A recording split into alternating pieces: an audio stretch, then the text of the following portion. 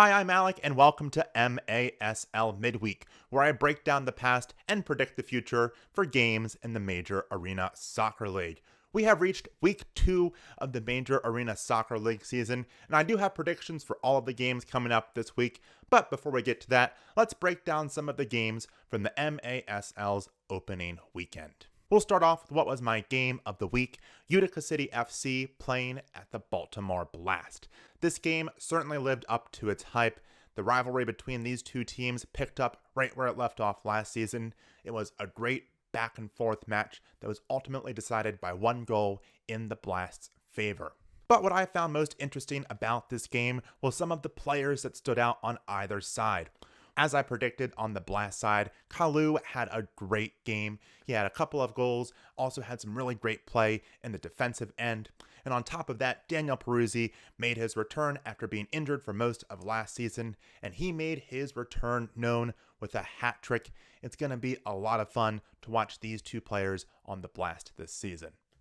On Utica's side, Christian Segura, the newcomer to the team, he had an excellent game. I thought he was going to be pretty good. Not quite this good, though. He was an absolute force in this game with a hat trick of his own. I think he's going to be an excellent addition to Utica. He might even be the player that puts them over the hump of finally beating the Blast in the playoffs.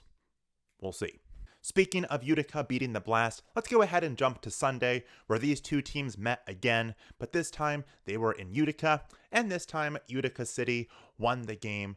Just like on Friday, this was a great game between these two sides, albeit maybe not quite as competitive. The game did seem to come down to two key mistakes from the Baltimore Blast, both of which could be traced back to William Van Zella, which is kind of odd. He's not usually mistake prone, at least not to this extent. That might be something to look for as the season moves forward. He also had a similar mistake in Friday's game.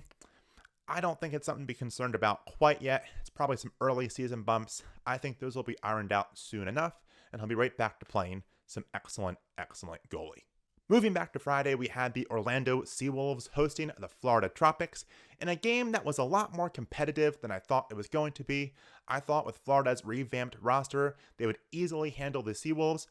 Turned out not to be the case. The Seawolves handled Florida pretty well, albeit Florida did still win the game, but only by a score of 3-2. Now, I do think that this is probably a case where Florida hasn't found their rhythm quite yet as a team. I still expect by the end of the year, they're going to be one of the best teams in the MASL. Moving out west on Friday, we also had Celeste Sonora hosting Flash de Monterrey.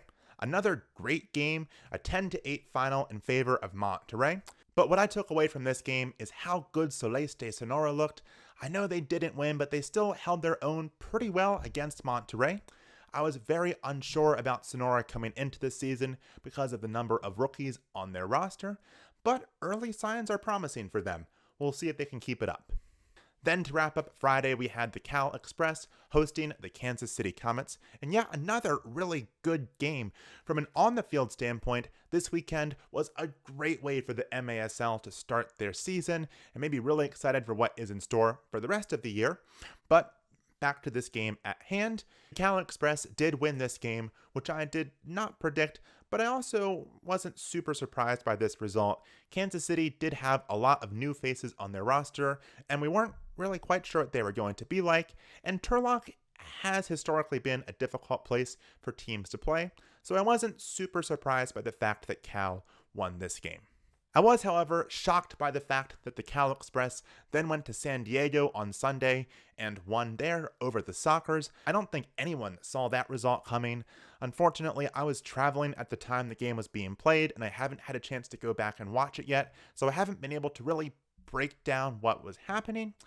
But we also learned on Sunday that Phil Savaggio, the Sockers coach, is at least a part owner of the Cal Express, and he seems to be part of the reason that there's been an infusion of talent to the team in Turlock. I'm not sure if the Express are quite a playoff caliber team yet, but I do think they're going to be better than previous seasons, and certainly not a pushover like they have been in the past. Then the other game from last week is Flash de Monterrey hosting Celeste Sonora. I think it's going to be a great game, but as I'm filming this video, the game hasn't even started yet, so I can't really comment on that one. But if anything noteworthy happens, I'll be sure to talk about it in next week's video. And with that, let's jump to the future and start predicting some things, because on Friday we have the Rochester Lancers hosting Utica City FC. Considering how Utica played last weekend and the fact that we just don't know much about this Rochester team, I've got to pick Utica in this game, but I would not be surprised if the game was close. We do know that Doug Miller is the coach of the Lancers. Doug is one of the better coaches in the league, in my opinion, so I wouldn't be surprised if he kept this game interesting.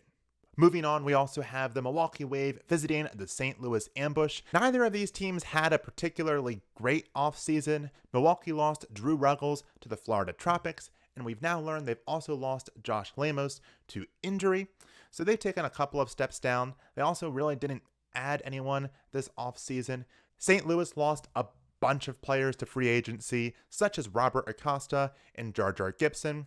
So with all of that in mind, I think that both of these teams took a step down in the offseason, albeit I think St. Louis took a bigger step down. And considering that the gap between these two teams was already so great last year, I've got to pick the Wave to easily win this game. Then on Saturday, we have the St. Louis Ambush visiting the Kansas City Comets. Kansas City did lose to Cal last week, which normally would lead me to say that they're not playing that well, but then Cal went off and beat San Diego, so I don't really know what to say about Kansas City. They're still kind of a mystery. On St. Louis's side, as I was just saying, I think they've taken a step down this offseason. Couple that with the fact that they have to play on Friday and then travel to Kansas City for this game, and I'm picking the Comets to win this one, even though I still have a lot of questions about the Comets team themselves. Also on Saturday, we have the Harrisburg Heat visiting the Rochester Lancers for Harrisburg's first game of the year. Harrisburg is going to look a bit different than they did last year. They did lose some players such as Ricardo Cavallo, but they also brought some players in such as Jar Jar Gibson and Elton de Oliveira. Overall, I think the Heat took a bit of a step up from where they were last year. Combine that with the fact that I have a lot of questions about Rochester's team, and Rochester has to play on Friday when Harrisburg does not, and I'm picking the Heat to win this one. Then we have my game of the week, the Mesquite Outlaws hosting the Dallas Sidekicks. Now I know a lot of you are thinking, these two teams aren't exactly going to be powerhouses.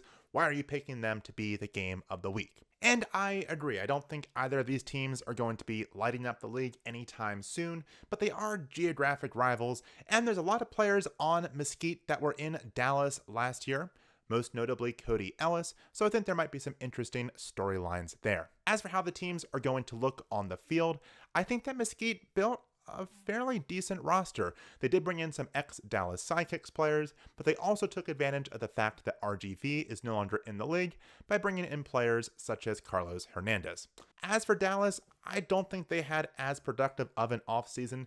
They lost a fair number of players. They did bring in Freddie Mugen, which I think will help them a little bit, but I don't think it's going to be enough to get them over the hump. I'm picking the Outlaws to win this one and get their first ever win in the MASL.